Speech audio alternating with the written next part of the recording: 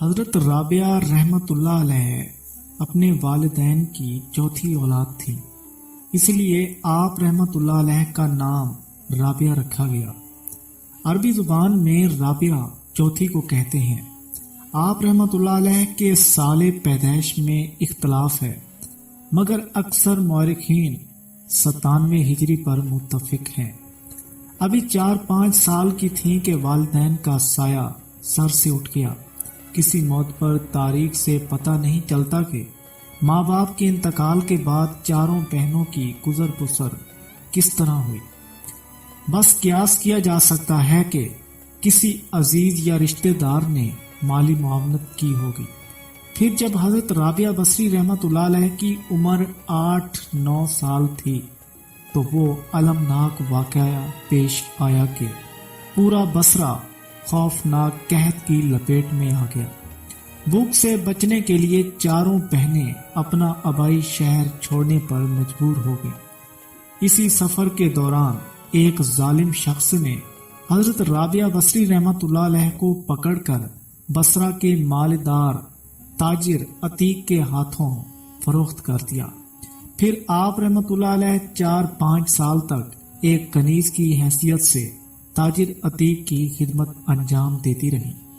باقی تینوں بہنوں کا کوئی پتہ نہیں چلا کہ وہ کہاں گئی۔ عام طور پر کہا جاتا ہے کہ وہ معصوم بچیاں کسی حادثے کا شکار ہو کر مر گئیں۔ جب تاجر عتیق نے حضرت رابعہ کو آزاد کر دیا تو آپ رحمت اللہ علیہ علوم ظاہری حاصل کرنے کے لیے بصرہ سے کوفہ تشریف لے گئے، جو اپنے وقت میں بہت بڑا علمی مرکز تھا اور جہاں نادر روزگار علماء ہر وقت موجود رہتے تھے۔ روایت ہے کہ حضرت رابعہ بصری رحمت اللہ علیہ فطری طور پر نہایت ذہین خاتون تھی۔ نتیجتاً آپ رحمت اللہ علیہ نے بہت کم مدت میں قرآن کریم حفظ کر لیا۔ اکثر روایات سے پتہ چلتا ہے کہ حضرت رابعہ بصری رحمت اللہ علیہ نے فقہ اور حدیث کی تعلیم بھی حاصل کی تھی، اور پھر دونوں علوم میں اس قدر مہارت حاصل کر لی تھی کہ جب آپ رحمت اللہ علیہ واعظ فرماتی تھیں تو بڑے بڑے محدث اور فقیہ حیران رہ جاتے تھے۔ کسی معتبر تاریخ سے یہ پتہ نہیں چلتا کہ حدیث اور فقہ میں آپ کے اساتذہ کون تھے، پھر بھی یہ امر طے شدہ ہے کہ حضرت رابعہ بصری رحمت اللہ علیہ کی بارگاہ معرفت میں بڑے بڑے علماء نیاز مندی کے ساتھ حاضر ہوا کرتے تھے۔ ان بزرگوں میں سر فہرست حضرت امام سفیان ثوری رحمت اللہ علیہ ہیں، جو حضرت امام اعظم ابو حنیفہ رحمت اللہ علیہ کے معاصر تھے اور جنہیں امیر المومنین فی الحدیث کے لقب سے یاد کیا جاتا ہے۔ مشہور بزرگ حضرت مالک بن دینار رحمت اللہ علیہ کے بارے میں بھی کہا جاتا ہے کہ وہ حضرت رابعہ بصری رحمت اللہ علیہ سے نہایت عقیدت رکھتے تھے۔ یہاں اس بات کی وضاحت ضروری ہے کہ اکثر تذکرہ نگاروں نے حضرت امام حسن بصری رحمت اللہ علیہ اور حضرت رابعہ بصری میں علمی اور روحانی اعتبار سے ایک تعلق قائم کرنے کی کوشش کی ہے، جسے تاریخ کی روشنی میں ثابت نہیں کیا جا سکتا۔ مثال کے طور پر حضرت رابعہ بصری رحمت اللہ علیہ کے تمام سیرت نگاروں نے یہ واقعہ بڑے زور و شور کے ساتھ تحریر کیا ہے۔ ایک بار حضرت امام حسن بصری رحمت اللہ علیہ کی مجلس درس آراستہ تھا۔ حضرت امام بار بار دروازے کی طرف دیکھ رہے تھے، جیسے آپ رحمت اللہ علیہ کو کسی کا انتظار ہو۔ ایک بے تکلف دوست نے عرض کیا، امام کیا کسی کا انتظار ہے؟ حضرت امام حسن بصری رحمت اللہ علیہ نے بے ساختہ فرمایا، ہاں میں رابعہ کا انتظار کر رہا ہوں۔ اسی دوست نے دوبارہ عرض کیا، امام آخر اس کی کیا وجہ ہے کہ جب تک آپ کی مجلس میں رابعہ جیسی ضعیف عورت نہیں آتی اس وقت تک آپ واس نہیں کرتے؟ جواباً حضرت امام حسن بصری رحمت اللہ علیہ نے پرجوش لہجے میں فرمایا، ہاتھیوں کی غذا چونٹیوں کو کس طرح مل سکتی ہے؟ اس واقعے سے حضرت رابعہ رحمۃ اللہ علیہ کی عظمت روحانی کا تو پتہ چلتا ہے، مگر جب ہم اس واقعے کی تاریخی حیثیت متعین کرنا چاہتے ہیں تو حیرت کے سوا کسی چیز کا کوئی نشان باقی نہیں رہتا۔ قارئین کو تعجب ہوگا، یہ روایت مشہور صوفی بزرگ خواجہ فرید الدین عطار رحمۃ اللہ علیہ سے منسوب ہے۔ حالانکہ خواجہ عطار خوب جانتے تھے کہ حضرت رابعہ بصری رحمۃ اللہ علیہ 97 ہجری میں پیدا ہوئی تھی اور حضرت امام حسن بصری 110 ہجری میں دنیا سے رخصت ہوئے تھے۔ امام رحمۃ اللہ علیہ کے وصال کے وقت حضرت رابعہ رحمۃ اللہ علیہ کی عمر مبارک صرف 13 سال تھی، اور یہ وہ زمانہ تھا جب آپ رحمۃ اللہ علیہ تاجر عتیق کی کنیز کی حیثیت سے اپنی زندگی کے دن گزارا کرتی تھی۔ اس صورتحال کے پیش نظر حضرت امام حسن بصری رحمۃ اللہ علیہ اور حضرت رابعہ بصری رحمۃ اللہ علیہ کے علمی تعلق میں زیادہ سے زیادہ اتنی گنجائش پیدا کی جا سکتی ہے کہ حضرت رابعہ رحمۃ اللہ علیہ ایک آدھ مرتبہ حضرت امام رحمۃ اللہ علیہ کی مجلس درس میں حاضر ہوئی ہوں اور عقیدت مندوں نے اتنی چھوٹی سی بات کو ایک مستقل افسانہ بنا دیا ہو، ورنہ حقیقت یہ ہے کہ حضرت رابعہ رحمۃ اللہ علیہ دور غلامی سے نجات پا کر تحصیل علم کی طرف متوجہ ہوئی تو حضرت امام حسن بصری رحمۃ اللہ علیہ اس عالم فانی سے بہت دور جا چکے تھے۔ اس کے علاوہ اکثر تذکرہ نگاروں نے یہ بھی ثابت کرنے کی کوشش کی ہے کہ حضرت امام حسن بصری رحمۃ اللہ علیہ بھی حضرت رابعہ بصری رحمۃ اللہ علیہ کی مجلس روحانی میں بسط شوق حاضر ہوا کرتے تھے۔ اس روایت کو تسلیم کرنے میں بھی وہی سن و سال کا فرق مانع ہے۔ مختصر یہ کہ تاریخ کے تناظر میں حضرت امام حسن بصری رحمۃ اللہ علیہ اور حضرت رابعہ بصری کے درمیان کسی ایک ملاقات کو بھی ثابت نہیں کیا جا سکتا۔ حضرت رابعہ رحمۃ اللہ علیہ نے بچپن سے جوانی تک رنج و علم اور آفات و مصائب کے سوا کچھ نہیں دیکھا تھا۔ 4-5 سال کی ہوں گی کہ نہایت پرہیزگار محبت کرنے والے ماں باپ سے بچھڑ گئی۔ 8-9 سال کی عمر کو پہنچی تو شفیق بہنوں کو اس طرح کھو دیا کہ زندگی بھر ان کا کوئی پتہ نہیں چلا۔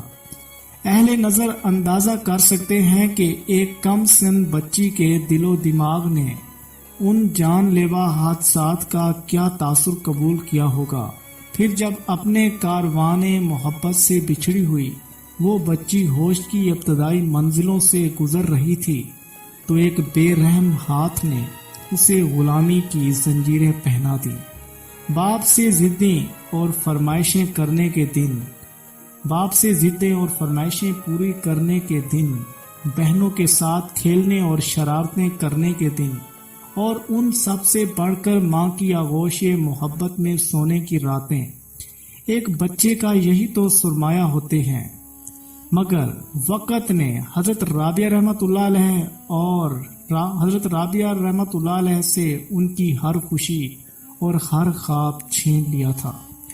گرمی کے تپتے ہوئے دنوں میں حضرت رابعہ اپنے مالک کے لیے دریا سے پانی بھر کر لاتی تھیں اور آپ رحمۃ اللہ علیہ کا جسم مبارک پانی سے شرابور ہوتا تھا۔ پھر جب سردیوں کی طویل راتیں آتی تو حضرت رابعہ یخ بستہ موسم میں اپنے آقا کے سامنے دستے بستہ کھڑی رہتی۔ اولیاء کرام نے جو ریاضتیں جوانی کے عالم میں اپنی خوشی اور رغبت سے کی ہیں وہی ریاضتیں حضرت رابعہ بصری رحمۃ اللہ علیہ نے اپنے عالم طفلی میں جبر و ستم کی زنجیروں میں جکڑے ہوئے ہونے کے باوجود کی ہیں۔ فطری بات ہے کہ محنت و مشقت سے چور ہونے کے بعد ایک کم سن لڑکی آرام دہ بستر تلاش کرے گی، مگر ہم دیکھتے ہیں کہ حضرت رابعہ رحمۃ اللہ علیہ نصف شب کے سناٹے میں اپنے خالق کے آگے سجدہ ریز ہوتی تھیں اور بارگاہ ذوالجلال میں عذر پیش کرتی تھیں کہ دنیا والے میرے راستے کی رکاوٹ ہیں، اس لیے میں تیرے حضور بہت دیر سے پہنچتی ہوں۔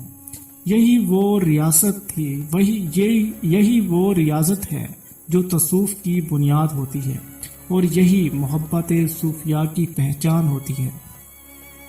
حضرت رابعہ بصری رحمۃ اللہ علیہ کثرت رنج و علم اور حزن و ملال نے دنیا اور اس کی دل فریبیوں سے بیگانہ کر دیا تھا۔ پھر اسی جذبہ بیگانگی نے بے نیازی کی شکل اختیار کر لی، اور حضرت رابعہ بصری رحمۃ اللہ علیہ نے دنیا اور اہل دنیا کی نفی کر دی۔ دنیا کی نفی کے بعد ایک ہی صورت باقی رہ جاتی ہے کہ انسان اپنے آپ کو دنیا بنانے والے کی یادوں میں گم کر دے۔ حضرت رابعہ بصری رحمۃ اللہ علیہ نے بھی ایسا ہی کیا۔ جب سارے رشتے ناپائیدار ثابت ہوئے تو آپ رحمۃ اللہ علیہ نے خالق کائنات سے رشتہ جوڑ لیا۔ یہ رشتہ تو ازل سے ہوتا ہے اور ابد تک رہتا ہے۔ ایک منکر اپنے خالق کے وجود سے انکار کر سکتا ہے مگر اس کی بندگی کے دائرے سے خارج نہیں ہو سکتا۔ فرعون نے لاکھ کہا کہ ان ربکم اعلی، ترجمہ اس کا یہ ہے میں تمہارا بڑا رب ہوں، مگر حقیقتاً وہ رب کائنات ہی کا بندہ تھا۔ مسئلہ صرف اقرار کا ہے۔ اقرار کے بعد انسان کی بندگی مستند اور معتبر ہو جاتی ہے۔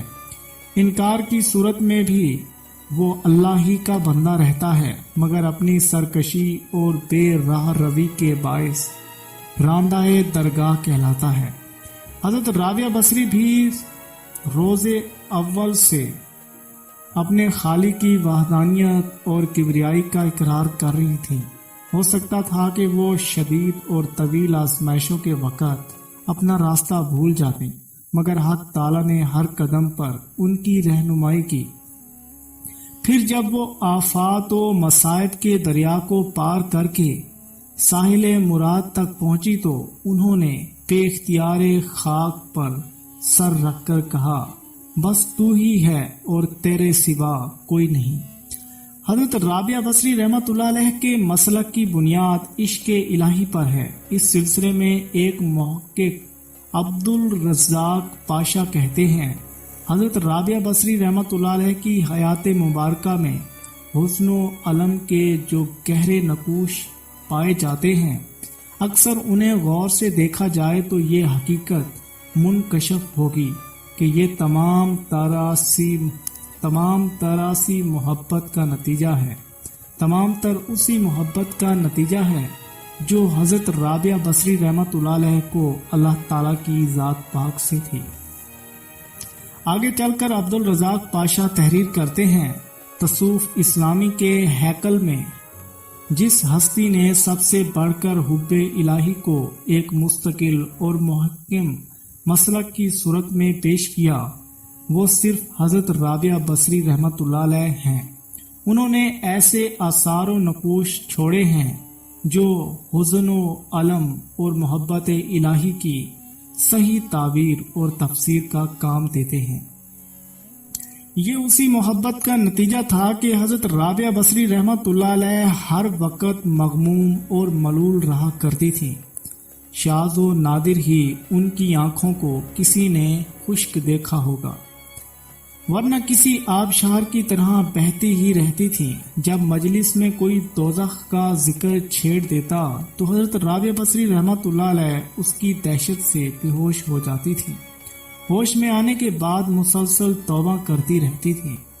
روایت ہے کہ حضرت رابعہ بصری رحمۃ اللہ علیہ کی سجدہ گاہ ہمیشہ آنسوؤں سے تر رہتی تھی۔ حضرت رابعہ بصری بہت کم گفتگو کیا کرتی تھیں۔ آپ رحمۃ اللہ علیہ کا بیشتر وقت نماز پڑھنے میں گزر جاتا تھا۔ اکثر اگر کبھی کسی سے کوئی بات کرنی ہوتی تو آیات قرآنی کا سہارا لے کر اپنا مطلب بیان کرتی۔ لوگوں نے پوچھا کہ آپ ایسا کیوں کرتی ہیں جو اب جواب میں حضرت رابعہ بصری رحمت اللہ علیہ نے جواب دیا، فرمایا انسان جو کچھ بولتا رہتا ہے فرشتے اسے لکھتے رہتے ہیں۔ میں کوشش کرتی ہوں کہ قرآن کی آیتوں کے سوا کچھ نہ بولوں۔ یہ احتیاط اس لیے ہے کہ کہیں میرے منہ سے غلط بات نکل جائے اور فرشتے اسے تحریر کر لیں۔ اللہ نے انسان کو ہنسنے کے لیے منع تو نہیں کیا ہے۔ حضرت رابعہ بصری رحمت اللہ علیہ نے فرمایا بے شک اس نے منع تو نہیں فرمایا، مگر مجھے اس کام کے لیے فرصت نہیں ہے۔ لوگوں نے تعجب سے کہا کیا ہنسنے کے لیے بھی فرصت درکار ہوتی ہے؟ حضرت رابعہ بصری رحمت اللہ علیہ نے فرمایا ہاں، دنیا میں وہی شخص ہنستا ہے جسے اطمینان قلب حاصل ہو، اور میں ابھی اس نعمت سے محروم ہوں۔ حاضرین مجلس نے آپ رحمت اللہ علیہ کے اس قول مبارک کی وضاحت چاہی تو حضرت رابعہ بصری رحمت اللہ علیہ نے فرمایا میں نے محبت کے لیے صرف ایک ہی ہستی کا انتخاب کیا ہے، اور وہ ہے اللہ کی ذات پاک۔ میں اس خوف سے روتی رہتی ہوں کہ کہیں میری زندگی بھر کی محنت اکارت نہ ہو جائے اور مرتے وقت مجھ سے کہا جائے کہ تو ہمارے لائق نہیں ہے۔ مشہور واقعہ ہے کہ ایک بار حضرت رابعہ بصری رحمت اللہ علیہ یہاں 5 درویش حاضر ہوئے۔ مشہور واقعہ ہے کہ ایک بار حضرت رابعہ بصری رحمت اللہ علیہ کے یہاں 5 درویش حاضر ہوئے۔ اتفاق سے وہ کھانے کا وقت تھا۔ حضرت رابعہ بصری رحمت اللہ علیہ نے اپنی خادمہ کو الگ بلا کر پوچھا مہمانوں کی تواضع کے لیے گھر میں کچھ کھانے کو ہے؟ خادمہ نے بتایا کہ صرف ایک روٹی موجود ہے۔ صرف حضرت رابعہ رحمت اللہ علیہ نے فرمایا کہ ایک روٹی سے کیا ہوگا، مہمانوں کے حصے میں ایک ایک ٹکڑا ہی آئے گا۔ یہ کہہ کر آپ رحمت اللہ علیہ مہمان درویشوں کے پاس تشریف لے گئے۔ ابھی تھوڑی ہی دیر گزری تھی کہ ایک سوالی نے در پر صدا دی۔ حضرت رابعہ بصری رحمت اللہ علیہ نے فرمایا کہ وہ روٹی اس ضرورت مند کو دے دو جو دروازے کے باہر کھڑا ہے۔ خادمہ نے آپ رحمت اللہ علیہ کے حکم کی تعمیل کی اور حضرت رابعہ بصری رحمت اللہ علیہ مہمانوں کے ساتھ مصروف گفتگو ہو گئی۔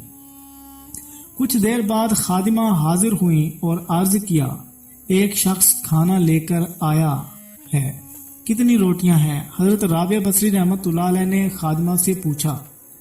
جب خادمہ نے بتایا کہ 2 روٹیاں ہیں تو آپ رحمت اللہ علیہ نے فرمایا اسے واپس کر دو، وہ شخص غلطی سے ہمارے گھر آ گیا ہے اور وہ کھانا ہمارا نہیں ہے۔ خادمہ نے روٹیاں واپس کر دیں۔ تھوڑی دیر بعد خادمہ نے اطلاع دی کہ ایک اور شخص کھانا لے کر آیا ہے۔ حضرت رابعہ بصری رحمت اللہ علیہ نے روٹیوں کی تعداد پوچھی تو آپ رحمت اللہ علیہ کو بتایا گیا کہ 5 روٹیاں ہیں۔ حضرت رابعہ بصری رحمت اللہ علیہ نے جواباً فرمایا اس بار بھی کھانا لانے والے سے غلطی ہو گئی، اس سے کہہ دو کہ وہ کھانا ہمارا نہیں۔ تیسری بار ایک اور شخص کھانا لے کر آیا۔ پھر جب خادمہ نے آپ رحمت اللہ علیہ کو بتایا کہ 11 روٹیاں ہیں تو حضرت رابعہ بصری نے مسرت کے لہجے میں فرمایا ہاں یہ کھانا ہمارا ہے، اسے قبول کر لو۔ خادمہ نے کھانا لا کر درویش مہمانوں کے سامنے سجا دیا۔